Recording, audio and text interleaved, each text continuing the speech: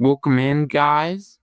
Today we have a very special guest joining us.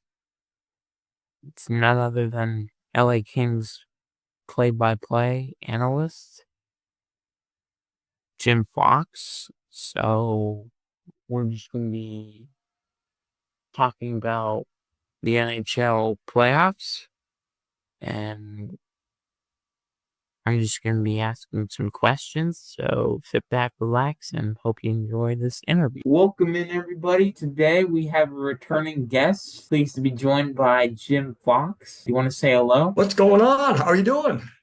Doing good, doing good. We're going to be previewing the NHL playoffs today.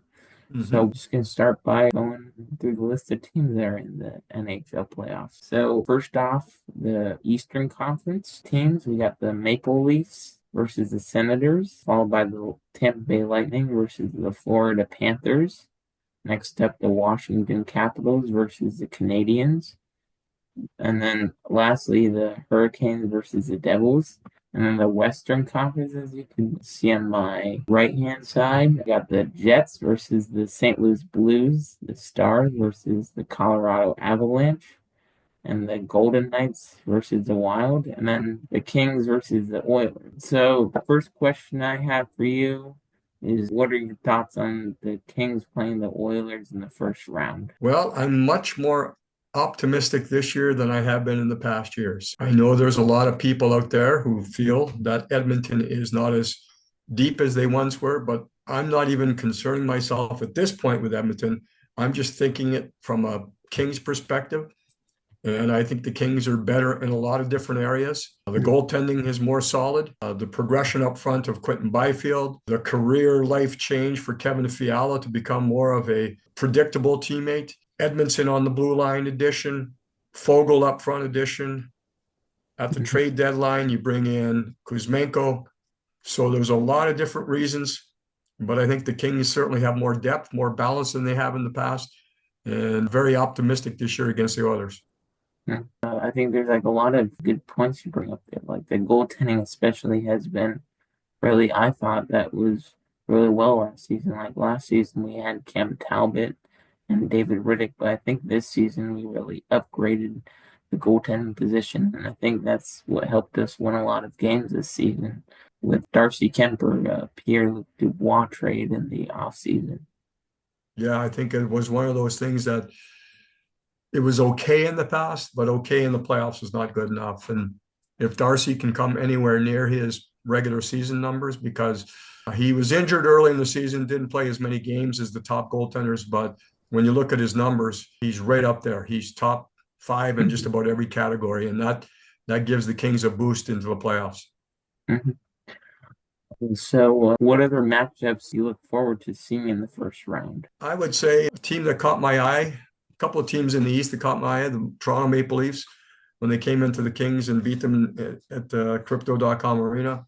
I thought it was a different Maple Leafs team. I thought they are much more committed to playing a more physical and defense when needed. If I were to look on the Eastern side right now, the one team that stands out to me, and it's a tough first round matchup, but I think the Tampa Bay Lightning are as good as anyone else in the East. I put them and the Maple Leafs right at the top, and I would expect one of those two teams to come out of the East. Yeah, and I really think those are two of the most interesting games to watch because those games will have the Tkachuk brothers playing in those games. So if they both win, then they'll face each other in the next round. So those will be the two interesting matchups to watch. That's definitely, that would be, I don't know if the Mr. and Mrs. Kachuk would like it, but the brothers would probably like it a lot. Moving on to my next question, which players are you excited to watch throughout the playoffs? Well, I'm looking at the Kings. I'm going to look at Byfield and whether he can keep going what he did in the regular season. I'm looking at Brandt Clark back on the blue line, who will be playing his first playoff game. So that'll be a new experience for him. But Kevin Fiala, I think the last 50 games of the season was outstanding. He changed the way he approached things, and he's become a less risky player, still productive, but fits so well into all the other elements of the team. So those are the things. Now, Kuzmenko, who came aboard at the trade deadline, has really revitalized the team, added a lot of energy. The power play is much better. Now the playoffs are a different animal, but at the same time, if Kuzmenko can continue there, those are the guys I think that I'm interested in watching. Of course, you need everyone else, and I'm not even mentioning Kopitar and Kempe and all the guys we know about. But yeah, Byfield took strides this year. Clark is going to be counted on in the playoffs to play some solid minutes, and Kuzmenko has really made a difference. Oh, moving on to my next question. Alex Ovechkin broke Wayne Gretzky's goal record, so I was wondering, what are your thoughts on that, and do you think he'll score more goals in the playoffs? Yeah, it's great. I was surprised that, 4 or 5 years ago, no chance he would break it. And he is Mhm. just, again, as far as I'm aware, his goals per game right now are the same as when he was as a kid, and he's 39 years old. So the age has not got to him. Washington had a very difficult end to the season, but I think that, wins and losses, because I think there was a little bit of a distraction with Ovechkin going after the record. And even when he did get the record, I think it's a focus issue for the team to get back. I don't think that's going to be a problem for them. So I would expect them to do pretty well in the playoffs. And I would expect Ovechkin to keep going that way. Mhm. Yeah, I agree. I think because the Capitals played so well at like the end of the season, I think he'll keep on scoring more goals in the playoffs. There you go. And then, are there any playoff memories that stick out to you during your playing days? Well, unfortunately, I didn't get to play a lot of them, which, not as many as we would hope. But of course, the miracle on Manchester stands out. The series against Edmonton, we're down 5-0 after 2 periods and able to come back and win 6-5 in that game 2 of the series. And we ended up winning the series. So still the biggest upset based on regular season point differential when we beat the Oilers that year. They were so far ahead of us. But like I said earlier, the playoffs, it's a different thing. You just need to get solid at the right time in a lot of different areas. So goaltending can be much more of a difference in hockey than other sports. But yeah, the Oilers series, the Miracle on Manchester series, I think that was the biggest thing for me to stand out. Mm. And then moving on to some more predictions for the Stanley Cup playoffs. Who do you think will win the Eastern Conference, and who do you think will win the Western Conference? Okay, I think it's going to be very difficult, but I think Tampa Bay is going to win the East. Mm-hmm. They would match up with Toronto in the next round. So those are the two top teams. So I think whoever comes out of that's going to win. But I would put my money right now, although I don't bet at all. I would bet on the Tampa Bay Lightning.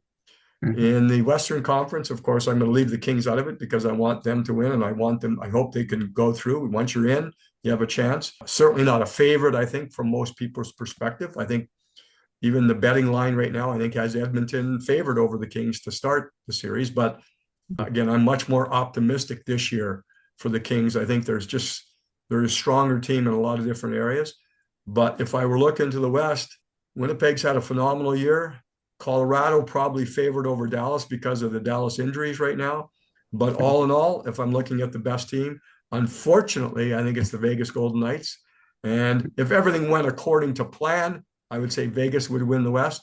But again, my heart is with the Kings, and you never know. You just get that opportunity. The Kings would meet them in the second round, and that's something be very, very difficult because of the balance, the size, the skill that Vegas brings. But when you get on a roll, you get on a roll. Mm-hmm. Yeah, I think that's some good points you bring up there. I think, obviously, when you look at the Eastern Conference, I think, I think I could see Tampa Bay coming out on top of that Tampa Bay Toronto game, mainly because I I just feel like I just feel like Tampa Bay has more of the veteran leadership in that room, which is valuable for Right. teams. Mm-hmm. And then for the Western Conference, I kind of think the Winnipeg Jets obviously win because they've they've been playing well throughout the season, and I think they could really carry that into the playoffs. You got some good picks there. There's some really solid things. Again, Dallas goes in, would have been probably a favorite over Colorado, but they're just hurt right now with Heiskanen on the blue line, and Robertson up front looks like he's not going to be available for the first round. So that really hurts their chances. Yeah. Yeah, Winnipeg has been strong. They're probably the most balanced team.